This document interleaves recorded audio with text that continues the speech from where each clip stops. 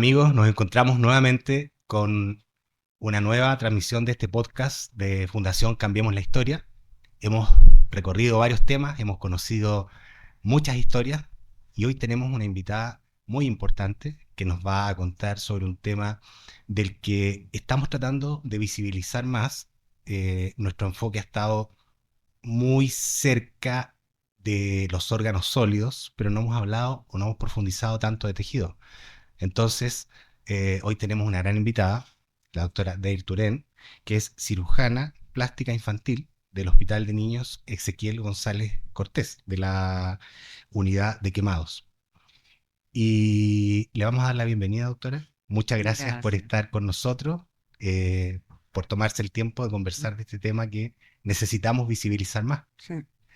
Lo primero que le quería preguntar es, ¿cuánto tiempo lleva usted? ¿Cuándo partió esto? ¿Por qué nació esta inquietud de, siendo cirujana plástica, por qué se fue como a los tejidos? No, mi especialización, mi especialidad, perdón, es cirugía infantil. Después me orienté más hacia la cirugía plástica reconstructiva y quemado, Perfecto, digamos. ya. No, yo no soy cirujana plástica estética, soy cirujana plástica reconstructiva, De ¿ya? acuerdo.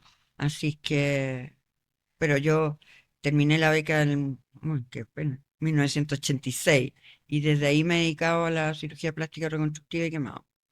Y desde ese tiempo, desde el ¿Mm? 86, nosotros teníamos quizás el recuerdo o que había muchos niños antes, habían Mm, braceros, habían muchas medidas que no eran seguras para los niños, mm, ¿cierto? Hoy vemos que eso ya quizás está un poco, está más erradicado, mm. pero es tan así, todavía hay muchos niños quemados. Sí, se calcula que hay más de 100.000 niños quemados al año en Chile, ¿ya? Eso no significa que todos se tienen que hospitalizar. El 90% de los niños quemados en Chile son de manejo ambulatorio, es decir, en los consultorios, en los policlínicos de los hospitales, etcétera. Y solo el 10% se hospitaliza, ¿ya? En relación a la gente, yo diría que en estos momentos los braseros ya prácticamente no existen, Ujú. sino que son los hervidores eléctricos.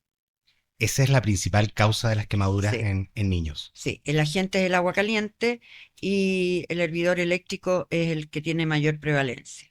¿Y por qué? Porque casi todas las casas ahora tienen hervidores eléctricos. Pero hay dos tipos de hervidores eléctricos, aunque la gente no sabe.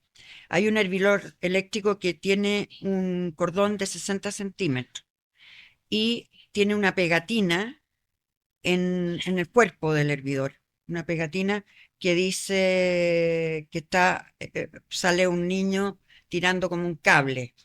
Bueno, esos hervidores están acreditados por el CERNAC y por la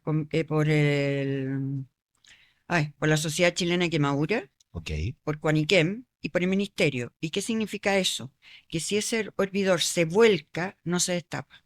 entiendo. Es decir, que la única agua que va a quemar al niño va a ser la que sale por el pico del hervidor. Que sería Claro. nada. El problema es que esos hervidores existen en Chile, pero son mucho más caros que los otros.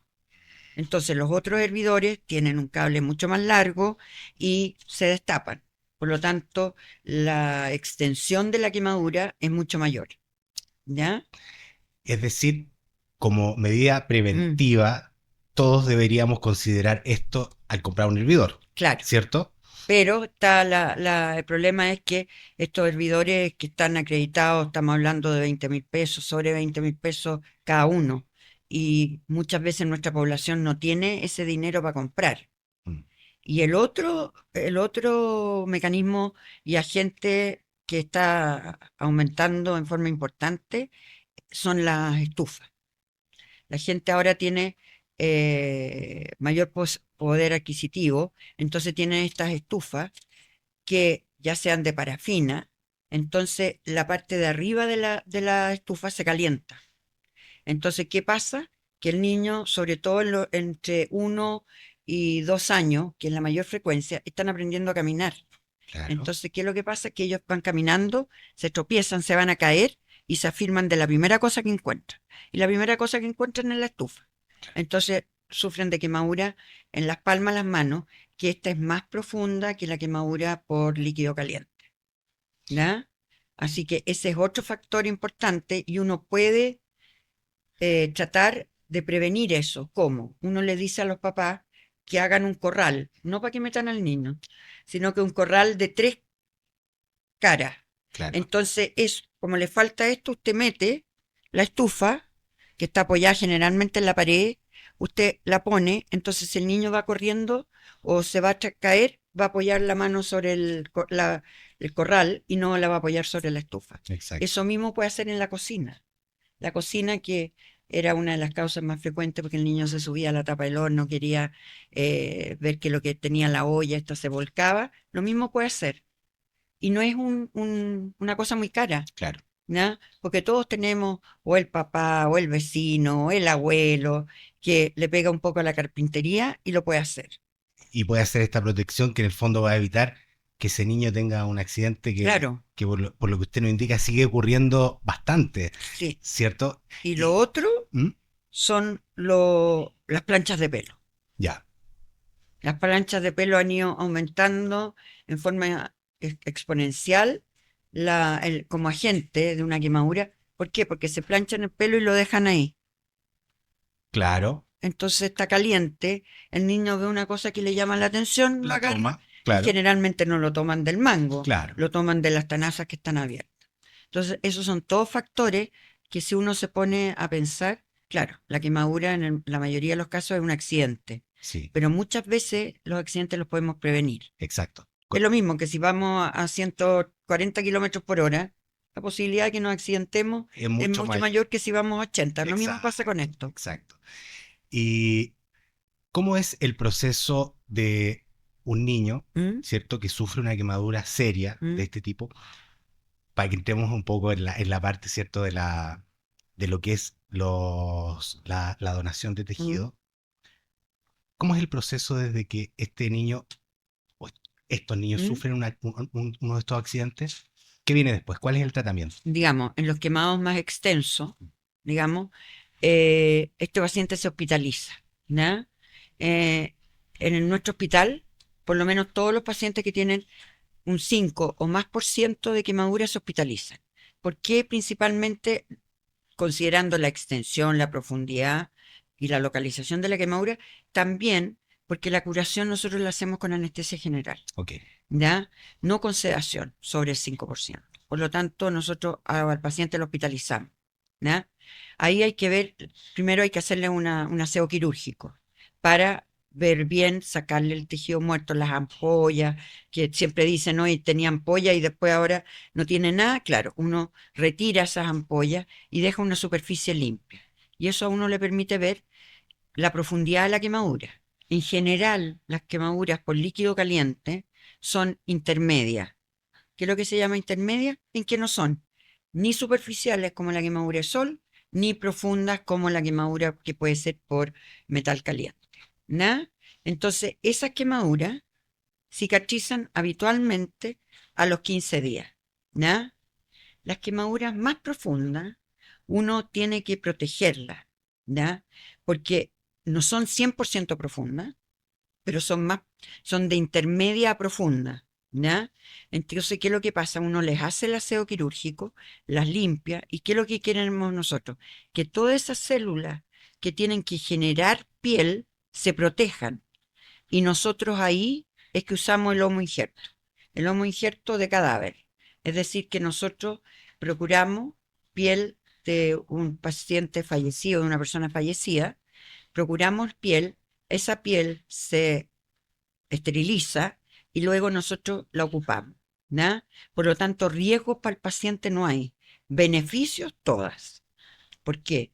Porque lo protege. Entonces, no pierde mucho líquido, no presenta frío, no le duele casi y hace que todas las células, que son pocas, quedaron para regenerar de nuevo piel, estén ahí. Entonces, si yo tengo que inyectar, por ejemplo, un 5%, yo le pongo un homo injerto y probablemente voy a tener que inyectar un 1, porque el lomo, la piel de humano, me la protegió, ¿ya? Entonces se dice homo injerto porque es de otra persona, pero de la misma especie, Correcto. ¿ya? Y lo otro que siempre los papás preguntan, ¿no le puedo donar yo piel? Ah, Entonces nosotros lamentablemente les tenemos que decir que no, porque no es una piel definitiva.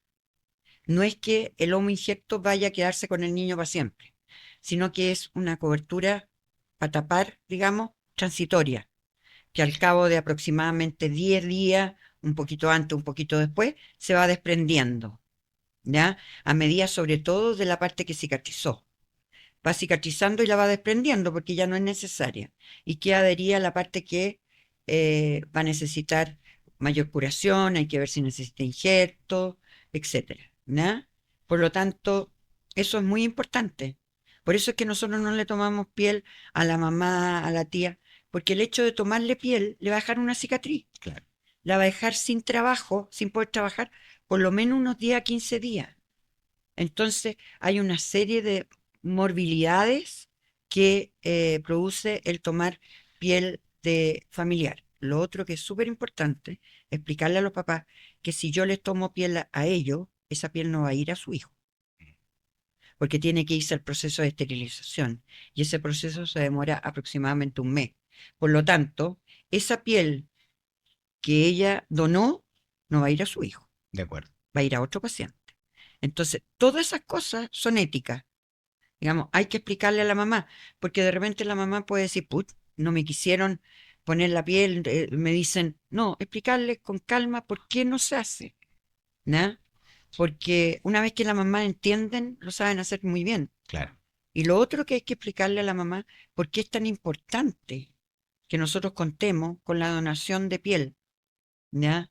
Porque en general se habla de órganos, Exacto. de hígado, de corazón, eso es lo que conoce todo el mundo, pero de piel no conocen. Por lo tanto, explicarles que yo puedo salvar la vida, dejarlos prácticamente sin cicatrices y que tenga una función normal, ¿ya? Aun cuando como son niños y las cicatrices crecen menos que los niños, nosotros los vamos a tener que probablemente operar más adelante, a medida que vayan creciendo, ¿ya? Pero eso no se logra con una piel sintética, Se requiere una donación. se requiere una donación. Y en general, a ver, nosotros tenemos bastante claro cómo funciona el sistema, ¿cierto? Y quiénes pueden ser donantes Mm. de órganos. Para ser donante de piel, ¿qué requisitos debe cumplir una persona fallecida? Bueno, para ser donante de piel, en general es entre los 15 y los 65 años. No tener demencia, eso es, generalmente la demencia aparece después de los 65 años.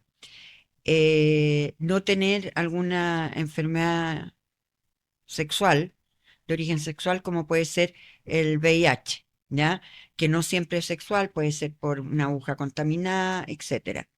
No tener pareja estable, ya sean los heterosexuales, homosexuales, bisexuales. Nosotros no decimos que solamente por los homosexuales, como se decía antiguamente. Se decía que antiguamente los homosexuales eran los que tenían SIDA. No, no es así. ¿Ya? Entonces nosotros, que tengan una pareja estable, porque si no tienen una pareja estable, yo no sé si esa nueva pareja tiene alguna enfermedad de transmisión sexual, ¿ya? Lo otro que se decía mucho era si habían recibido sangre, ¿ya? O si alguien podía ser donante de sangre. Si uno ha recibido una transfusión en los últimos 6 meses, puede ser donante. Después de los 6 meses yo puedo donar sangre a alguna persona. De Antes acuerdo. de los 6 meses, no. Los piercing, que típico de los lolos que quieren ser responsables, pero dicen, tenemos un piercing, no nos queremos hacer un piercing, nos queremos hacer un tatuaje, es un año. Siempre que sea en un sitio reconocido, digamos, no me voy a ir a, no sé, a un lugar donde en una casa, yo no tengo nada contra los tatuadores de una casa, pero que una aguja se la van a poner al otro, al otro. Tiene que ser con las medidas de asepsia necesarias, ¿ya? Lo otro que siempre preguntan es que no tenga alguna infección o alguna enfermedad autoinmune. De acuerdo. Y después de eso, toda la gente que quiera. Todos podríamos, Todos podríamos, de todos acuerdo. podríamos. Por lo tanto, se necesita que la población chilena done piel. Y lo otro que quería aclarar una cosa es que no quedan con deformidad, Mm. ¿ya? Nosotros tomamos la piel de la espalda y de los glúteos y de las extremidades inferiores. Por lo tanto, no quedan con ninguna desfiguración. ¿Ah? A diferencia de eso, lo que mucha gente tiene temor. Dice, va a quedar desfigurado, no quiero. No, no, queda mucho menos desfigurado que el abdomen de donde se toma corazón, pulmón, etcétera. Perfecto. Existe, nuestro sueño es tener un banco nacional de trasplantes, perdón, un banco nacional de tejidos, digamos. Que esto significa que en este banco están todos los tejidos. Estamos hablando de córnea, estamos hablando de hueso, estamos hablando de amnios y estamos hablando de piel. La piel puede ser de donante vivo y de donante cadáver. Lo que yo mayoritariamente he hablado es de donante cadáver, pero existe el donante vivo, que son aquellas personas que se quieren hacer una abdominoplastía y ustedes saben que queda bastante piel y esa piel se limpia y se manda a irradiar para tener piel para también utilizar o en pacientes quemados o en pie diabético, etcétera.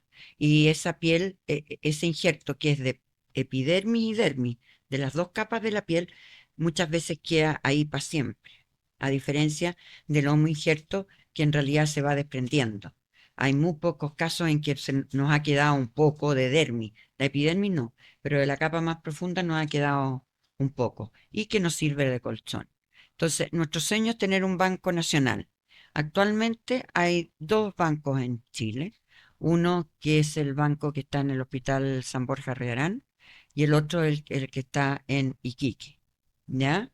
Entonces, uno procura, ya sea los tejidos que yo les mencioné, ese tejido va a este banco que está o en Iquique o en el San Borja Riarán, ahí lo procesan, lo limpian, ven todos los exámenes que se han tomado para ver que no tengan ninguna infección, ya sea HIV, que no tenga hepatitis, que no tenga chaga, que no tenga una serie de infecciones que hacen que no se pueda utilizar esa piel. Y de ahí, una vez que la, la, ay, hacen lámina, ¿ya? De distintos tamaños, la procesan, se va a la Comisión Chilena de Energía Nuclear.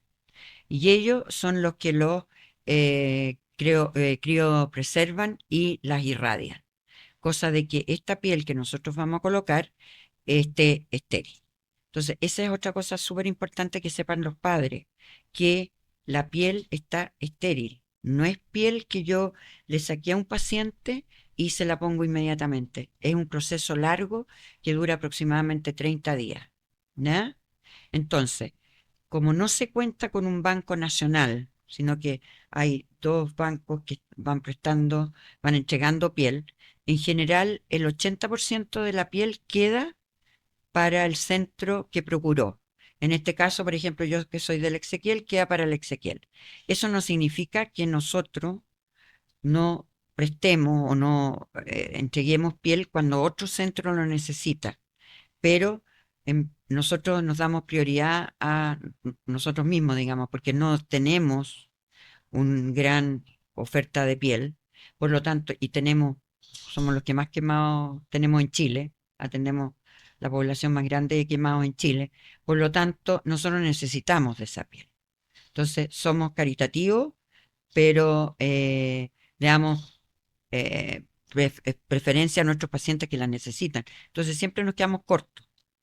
Y lo otro es que yo creo que es importante que lo sepan es, primero, nosotros no procuramos piel si no tenemos la autorización de algún familiar. De acuerdo. El familiar, digamos, del paciente fallecido tiene que firmar una autorización por cada órgano y tejido que quiere que se done. De Es acuerdo. decir, corazón, pulmón, cada uno va especificado. Después en los tejidos, cada uno, córnea, piel, va especificado. No es que tejido, usted va a donar tejido, sí, no, cada uno.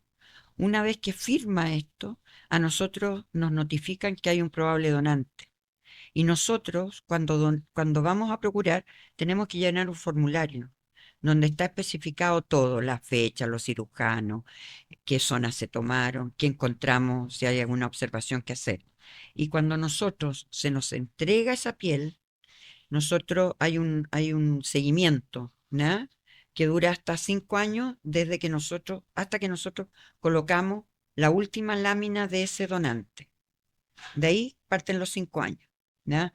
Hay un control de infección severísimo. ¿Ya? Nosotros tenemos que notificar cualquier cosa que no sea habitual cuando nosotros ponemos un nuevo injerto. Y lo otro es que nosotros siempre tenemos que tener una autorización del representante legal cuando vamos a colocar un nuevo injerto. Nosotros no podemos decir, yo voy a colocar este homo injerto porque lo necesita el paciente. No, nosotros tenemos que tener la autorización del papá o la mamá o el representante legal y explicarle, ¿ya? Tan serio es el proceso que es así, ¿ya? Y cada vez que la vamos a poner, le tenemos que explicar, ¿ya?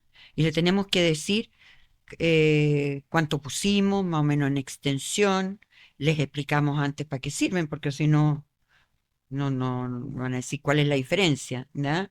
Entonces, este es un procedimiento súper serio, desde que se inicia hasta que se termina, ¿ya? Y yo creo que eso es importante, romper muchos tabús que existen acerca de la donación de piel.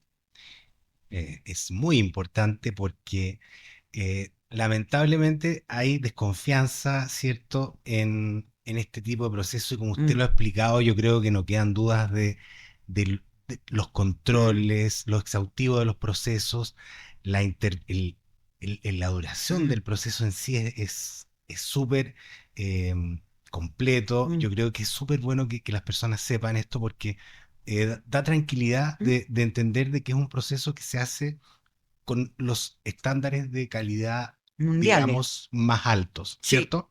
nosotros tenemos protocolos que lo hemos presentado afuera. Los europeos tienen mucha experiencia, los españoles sobre todo, y hemos elaborado protocolos en conjunto y los hacemos con una seriedad porque además a nosotros nos controla la Coordinadora Nacional de Trasplante de Órganos y Tejidos.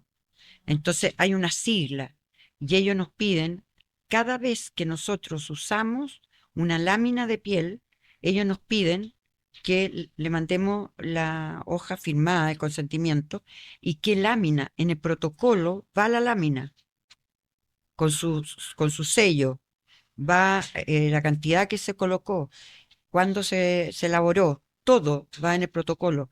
Así que es de un control importante y hay una carpeta que puede llegar en cualquier momento a la Coordinadora Nacional de Trasplante y pedir revisarla. De acuerdo. Y gracias a Dios, nunca hemos tenido una infección o un efecto adverso secundario a un procuramiento, a colocación de Maravilloso. un injerto. Y en el hemos conocido bastante de lo que se ha hecho, lo que Mm. se está haciendo. ¿Qué viene para el futuro? ¿Hay nuevas técnicas? ¿Hay algo diferente que esté ocurriendo? Mira, nosotros lo que más ambicionamos en estos momentos es primero que se elabore un banco y que haya un Banco Nacional de Tejido. Porque actualmente esto de procuramiento de homo injerto radica en la buena voluntad del centro y de los médicos que lo quieren hacer. En este momento el único centro que procura en Chile, digamos, homo injerto de cadáver, es el Ezequiel. Claro. Entonces, eh, que se sientan entusiasmados. Nosotros tratamos de entusiasmarlos. El problema es que después van cambiando, nosotros procuramos a un grupo y después aparece otro grupo que hay que volver a capacitar. Nosotros no tenemos problemas, ¿ya? Entonces, eso es fundamental cuando existe un banco, porque puede haber un probable donante en Arica y hay un comité de procuramiento allá y hay expertos en que pueden ir a procurar. Exacto. Lo otro es que existan donantes. Mm. Es que sin Por lo eso, hablamos siempre, sin no va a donante no funcionar. va a funcionar. Claro. Tercero, que existan recursos. Recursos. Todos hablamos de donación, de donante, que necesitamos más donantes, pero no solamente necesitamos más donantes o donaciones, necesitamos recursos, porque muchos de nosotros lo hace por amor al arte. Sí, Ir a las 4 de la mañana y cuando de repente tiene que estar hasta las 7 de la mañana esperando para procurar, cuando la arsenalera ha estado en 5 horas antes, procurando hígado, riñón, entonces necesitamos tener recursos. Y eso es fundamental. exacto. No para que nosotros no, sino que para poder ofrecer lo mejor. Lógico, claro. Porque el problema es que si nos aparecen de golpe y porrazo varios, varios donantes, No se va a poder llegar, claro, se va a tener que elegir o sí, priorizar porque no va a haber capacidad humana no, para poder hacerlo. claro, pero lo vamos a lograr aunque haya mucho y de alguna manera se logra, porque de alguna manera vamos fuera, digamos, habitualmente se fuera horario. Claro, Entonces vamos dos grupos, tres grupos. En el Ezequiel hay dos eh, cajas que son exclusivamente para procuramiento, así que nosotros podríamos, en una eventualidad, procurar un paciente simultáneamente. de acuerdo. Nos pasó una vez, ¿ya? Y por último, si hay tres o cuatro, uno le pide a otro hospital. En general, nosotros no somos egoístas. Sí. Nosotros nos ayudamos entre todos porque los que hacemos esto tenemos un fin común, que es el bienestar del paciente. No el bienestar nuestro, Y el hay, bienestar del paciente. y hay una, yo diría, en todos ustedes que están en esto, en la donación, tanto el Mm, procuramiento de órganos, de piel, existe una compasión, que yo creo que es la base de esto y la pasión que le han mm, puesto durante mucho tiempo a algo para que funcione, por el bienestar de las personas. sí. Que nosotros vemos que se puede. Sí, Antiguamente había un quemado de 50% y decían, no, démosle algo, dejémoslo morir tranquilito, qué sé yo. Ahora se sacan adelante el 90%. Nosotros en el scale hemos sacado 85%. Y gracias a los injertos. maravilloso. Por eso le digo, entonces, se puede. Se puede. Y se nos está acabando el ¿Mm? tiempo, hemos conversado y la verdad hemos aprendido mucho de un tema que la verdad nos comprometemos como fundación a difundir más. Vamos a dejarla invitada a un live, a ¿Mm? hacer otro tipo de comunicación más profunda porque creemos que es muy necesario que esto se converse y le dejo la palabra en estos últimos minutos para que cerremos la conversación con el mensaje que usted quiera dejar. El mensaje que yo quiero dejar es que eh, la quemadura es un accidente. ¿Ya? Cuando se nos quema una persona es un accidente. Pero hay ciertos accidentes que se pueden evitar. Y para eso existe la prevención. Y a mí me parece que a nivel escolar, sobre todo en los jardines infantiles, en la preparatoria, bueno, ahí muestro mi edad, hay que hacer reuniones de prevención en, en los niños más chicos con los papás, con los papás. Los papás son fundamentales en esto. Los papás son fundamentales para prevenir una quemadura, son fundamentales cuando se queman y son fundamentales en la etapa de rehabilitación, que en los niños dura hasta los 15 años. Tienen que entender y ellos tienen que ser además un multiplicador. Si un papá tiene un hijo que se quemó, cuéntenle al vecino, vaya al colegio, van al colegio para decir qué es lo que van a hacer en la kermés, cuántos sándwiches van a hacer. ¿Por qué no organizan y hacen? Yo no les digo que no sea con un cafecito, con un sándwich o con un pedacito de queque, pero sí sean multiplicadores de esto para que nuestro país cada vez tenga menos niños quemados, Exacto. porque son niños secuelados. Y lamentablemente los niños no son tan buenos como uno se imagina. Y el bullying es importante. Entonces, nosotros para prevenir eso tenemos que empezar de a poquito, Exacto. pero tenemos que hacerlo. Si, si no empezamos, no va a haber nunca un cambio. Eso es lo que yo me gustaría decir.